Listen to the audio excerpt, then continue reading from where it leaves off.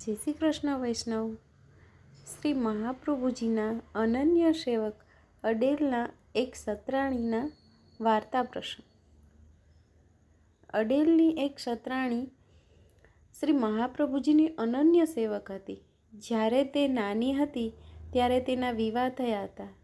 તે બાઈનો પતિ 45 વર્ષની નાની ઉંમરમાં રોગી થઈ મૃત્યુ પામ્યો હતો। તેને થયું કે હવે સંસારમાં મન રાખવા કરતાં શ્રી મહાપ્રભુજી પાસે જઈ તેમની સેવક બનું। આમ વિચારી તે મહાપ્રભુજી પાસે ગઈ અને પોતાનો મનોરથ જણાવ્યો।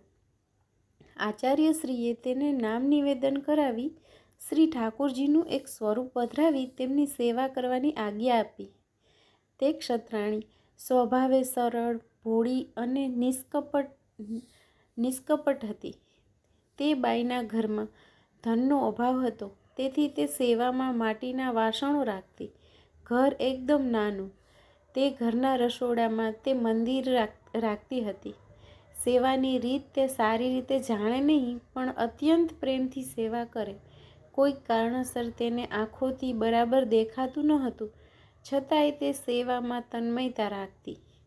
એક દિવસ શ્રી મહાપ્રભુજીએ એક વૈષ્ણવ સાથે તે ઘર પાસેથી પસાર થઈ રહ્યા હતા। તેના પર કૃપા કરવાની ભાવનાથી તે ક્ષત્રાણીના ઘરે પધાર્યા। તે સમયે ક્ષત્રાણી રોટલી કરતી હતી। રોટલી કરી અને એક માટીના પાત્રમાં મૂકતી ત્યારે શ્રી ઠાકોરજી ઉઠાવી રમતા રમતા આરોગતા। તે ક્ષત્રાણીને બરાબર દેખાતું નહીં, તેથી જ્યારે હાથ ફેરવે અને રોટલી ના મળતી ત્યારે કહેતી કે અરે મને દેખાતું નથી, તેથી ઉંદર રોટલી લઈ જાય છે, પણ એ રોટલી મારા ઠાકોરજી માટે હતી એમ કહી ખેદ કરે। ત્યારે તે જોઈ શ્રી મહાપ્રભુજી બોલ્યા કે તું રોટલી માટે ખેદ ના કર, તારી રોટલી તો સ્વયં શ્રી ઠાકોરજી રમતા રમતા આરોગી રહ્યા છે। તું ઘણી જ ભાગ્યશાળી છે કે શ્રી ઠાકોરજી તારી પ્રીતિને વશ થયા છે, તેથી તારી ભોગ માટે કાઢેલી રોટલી શ્રી ઠાકોરજી આરોગી જાય છે। આ સાંભળી તે ક્ષત્રાણી ઘણી જ પ્રસન્ન થઈ ગઈ।